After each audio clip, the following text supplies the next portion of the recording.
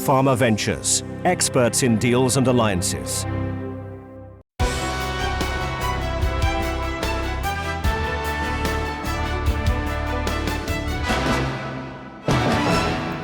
Welcome to PharmaVentures Insights. In today's episode, we'll be talking about healthcare deal-making activities during the time of the Covid-19 pandemic. On the episode today, we have Dr. Fintan Walton, founder and CEO of PharmaVentures, who has over 30 years of experience in doing deals, and also he was doing deals during the 2007-2008 recession. Hello, Fintan. Hi. Hi. So my first question, I just touched on it in the last part of my introduction, 2007-2008 recession. A lot of people are comparing the current situation to that. What's your view in terms of deal making? Right. Well, actually, at the time, around 2007, 2008, we were actually collating data through pharma deals on the deal-making activities that were going on at the time. And we were actually monitoring that to see whether there was any change. What we found was that, first of all, that where our clients were continuing to do deals. First, we noticed that. But when we looked at the global number of deals that were going on in terms of licensing, we found that that activity continued. And was pretty steady for at least 5 or 6 years after that. So if you measure that in terms of number of deals, that may remain pretty steady. And also, another important bit is the value of the deals remained more or less steady as well. And one way of really looking at that was to see how much upfront money was prepared to put on the table. And so upfront money is the amount of money that a company is prepared to commit right at the beginning, and we found very little change in the levels of those upfront payments. So we found that there was no real adverse effect on deal making and the values of those deals at that time. So that was about just over 10 years ago. What about now? What do you think? How do you think COVID-19 will impact deals in the healthcare space? Well, again, I can only talk about what we're seeing right now ourselves. We have about 20 clients currently we're working with. We were helping them to out-license, and some of them were obviously selling some companies as well. I mean, obviously, we can't pretend that nothing's happened. And obviously, around us, we can see a huge impact of the pandemic, particularly in other industries. But when you look at our industry, the pharmaceutical healthcare sector, all of us will understand that is a dynamic which is quite independent, more or less, from what's going on out there. And the reason for that is that we're dealing with an industry that requires innovation, that is always planning what its next product range will be in the future. And that product range will only be competitive if it's an innovative drug or an innovative technology. And so companies just can't afford not to do deals. If they don't do deals, they will end up in a poorer state later on. And so our prediction is, based on what we see right now, and I tell you, we're really, really active. I mean, we're seeing bids coming in and continued interest and new stages to the process continuing with our clients. So we don't see that much difference, actually.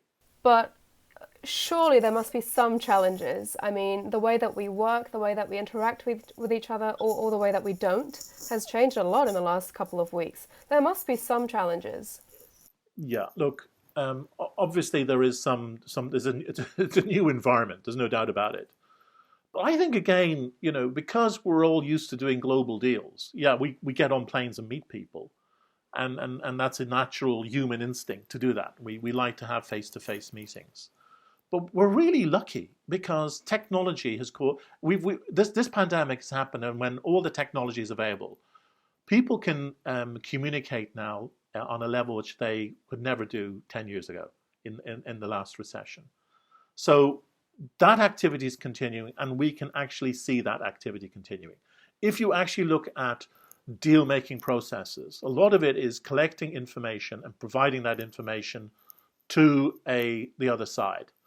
That is done by us and our clients through producing a one-pager, which is what's sometimes called a teaser, and then we have also an information memorandum, which we still can produce We still have access to all the data that we need to produce that. And if people want access to that, they have to sign NDAs and CDAs. And we're seeing that activity across the board. People are continuing to do that. Next is the sending the information memoranda out, asking people to come with some bids or non-binding bids and so forth, or expressions of interest. That's all happening. So we haven't seen any decline in that respect. I think most people are saying, well, this is unusual circumstances in which we're meeting, but we're not seeing any real impediment to the process. So if a company was to come to you and say, look, Fintan, I wanted to license my drug, I don't know if now's the right time to do that, what would your advice to them be? Well, my advice would be, look, think about this very carefully, first of all.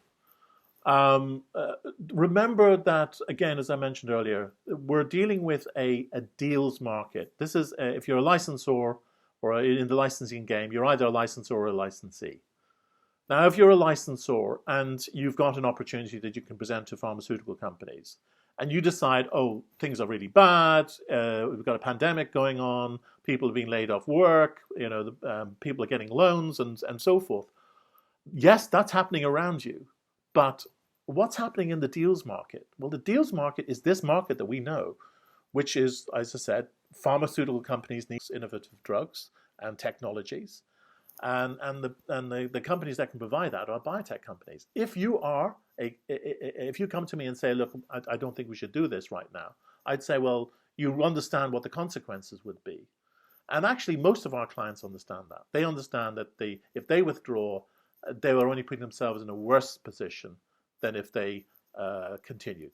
So once we've explained to them how these processes are continuing, that there are people in pharma responding, that there are processes going on, there are decisions being made within these companies, you will find out that in this sort of microcosm which we exist in, this sort of strange ecosystem, but a very important ecosystem, things are continuing. And I would recommend, unless there was some other, scientific, clinical reason for not going out there, there's dodgy data or whatever, then my similar advice would be, don't go to the market yet. When it comes to big pharma, have you seen any change in their decision-making abilities or timeframes that they take? No, not at all.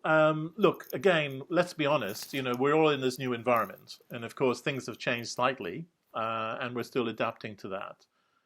But look at it from a pharma point of view. If a pharmaceutical company says, look, we're going to slow down deals, we're not going to do many deals this year until the things turn around again, then they're putting themselves in a worse competitive position, because their competitor companies will be taking these opportunities forward. They are organized. They have got themselves sorted in terms of how do we make sure the licensing processes continue within our company. Because if they're not working and we are slowing this process down, we will lose those opportunities that our competitors will take. So again, we're hearing from pharmaceutical companies, they understand that, they want to be in there, they want to look at these opportunities, they want to make the right decisions around these opportunities. So again, we're looking at this little oasis, which is called our deals market in the healthcare sector, innovation driven, and both sides, licensees and licensors, both required to be in there in that competitive space and operating as normal. So, okay, Fintan, I think we had some really interesting points covered today. In summary, what would you like to say to the companies out there wanting to embark on licensing or M&A processes? I'll come back to my theme here, which people will know who know me, and I talk about it a lot. It is about this marketplace. It's not the marketplace for drugs. It's the marketplace for doing transactions, and those transactions are things like licensing deals and M&A deals. We have buyers and sellers, licensors and licensees. It's an active market. If you are not fit enough to work in that environment, or you make decisions to withdraw from that environment, that marketplace, then you will not succeed in your business. It's a reality. There's a marketplace out there where deals need to be done. If you're not in that theater, you will lose out on the opportunity. So I would encourage companies to continue. The technology is there to do it. Companies are organized now in order to receive information, discuss it internally, and also make decisions. So yes, continue to do deals. Thank you, Fintan, for your insights and advice today. If you'd like a curated advice on how to get the most of your deal-making activities during this difficult time of the COVID-19 pandemic, please visit www.pharmaventures.com. PharmaVentures, experts in deals and alliances.